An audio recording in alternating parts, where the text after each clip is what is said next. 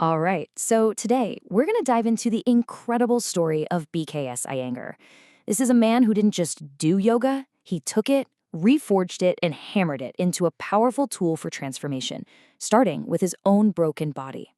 And this, right here, this is the heart of it all. True strength, it's not something you're born with, it's something you forge. It's built in the fire of adversity with deliberate, sometimes painful work. This one idea defined Iyengar's entire life. So let's get into how he actually did it. So, where does a story like this even begin? Well, his journey didn't start with some lofty spiritual goal. No, it started as a desperate, all out fight for his very life. I mean, imagine starting life not with a bang, but as a barely there flicker. That was BKS Iyengar. He was born into some serious hardship, frail, constantly sick, and living in poverty. So for him, yoga wasn't this, lifestyle choice. It was a lifeline. It was a last-ditch effort to just survive. And when I say the challenges were immense, I mean, it was relentless. It wasn't just one thing, right? It was this perfect storm of chronic diseases. We're talking malaria, typhoid, tuberculosis. Add to that malnutrition and an education that was constantly getting cut short by his poor health. And then when he finally finds yoga, his training was what you'd call a trial by fire, an incredibly harsh regimen that pushed his fragile body to the absolute brink. And this is what's so incredible. This struggle, it became the source of his genius. He didn't learn this stuff from a book. He learned anatomy from the inside out by literally fighting his own body to heal. And that personal victory gave him this deep, real empathy for anyone else who felt limited by their own body. And that right there is the key to this whole first part of his story. That hardship, it wasn't some obstacle he had to get over. It was the very foundation he built everything on. So let's see what he built. Okay, so once he survives this trial by fire, what happens next? Well, he starts to become an architect, not of buildings, but of the human body.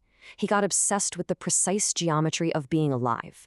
He looked around at people, and he saw something we can all relate to, right? We slump, we slouch over our phones, over our desks. And he didn't just see bad posture. He saw a fundamental architectural problem, a design flaw in how we were living. This comparison is just perfect. It gets right to the heart of his philosophy. Think about it. A dragon's wing is off by an inch and it plummets. For Iyengar, our spine is the same deal. See, for him, alignment wasn't about looking pretty in a pose. It was about structural integrity, plain and simple. A crooked foundation will eventually collapse. So what did he do? He developed these core principles. He taught people, look, you need symmetry, a balance between your left and right. Then extension, creating space in your body. Grounding, feeling stable and connected to the earth.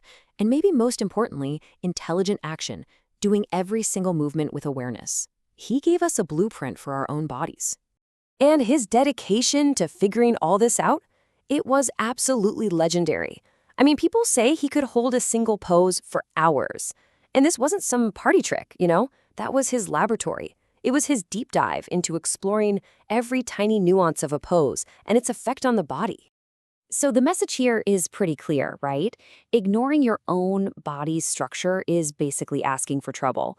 But if you learn your blueprint, man, you can build an empire. But what if your body just couldn't get into that perfect structure to begin with? Okay, so this next part, this is maybe his most revolutionary idea, the thing that changed everything for millions of people. He invented tools. Because he never forgot his own struggles, right? He'd watch students in his class, their bodies just resisting, and he got it. And instead of judging them or saying, you can't do it, he saw a problem that needed a clever solution. His empathy is what made him an inventor. And his solutions were ingenious. Think about it. Blocks, they literally bring the floor up to meet you. Belts, they give you the arm length you don't have yet. Blankets, chairs, these things aren't cheating. They're brilliant tools, kind of like scaffolding that lets you build something you couldn't reach on your own. And that's the key insight here. This wasn't just about making poses easier. Using props was a radical act of inclusion. He took yoga from this exclusive club for the naturally flexible and turned it into something for everybody. The old, the injured, the stiff, the weak, you name it. He democratized the whole practice. So yeah, using a prop isn't weakness, it's wisdom. It's just a smart craftsman using the right tool for the job. But what exactly was the job? What was all this physical work for? And that brings us to the real heart of it all, the ultimate purpose. Because we've been talking a lot about the body, right? The alignment, the props. But for Iyengar, that was just scratching the surface. It was just the entry fee. What he taught was that all this incredibly detailed physical work, it was all prep. The goal was never to have a perfect-looking body. The goal was to tune the body like an instrument so it could finally become quiet enough to let you hear the music of your own soul. And, this wasn't some new idea he just invented. This fits perfectly into the thousands of years old tradition of yoga. If you look at the classical 8 limbs of yoga, asana, the physical poses, is only step 3. It's the foundation, sure, but it's just the start of a much deeper journey inward. See, the ultimate goal in yoga is to still what's called the chitta vritti, which is just a fancy way of saying the mind chatter. You know, that voice in your head that never, ever shuts up? Iyengar's whole genius was his argument that you have to quiet the body first.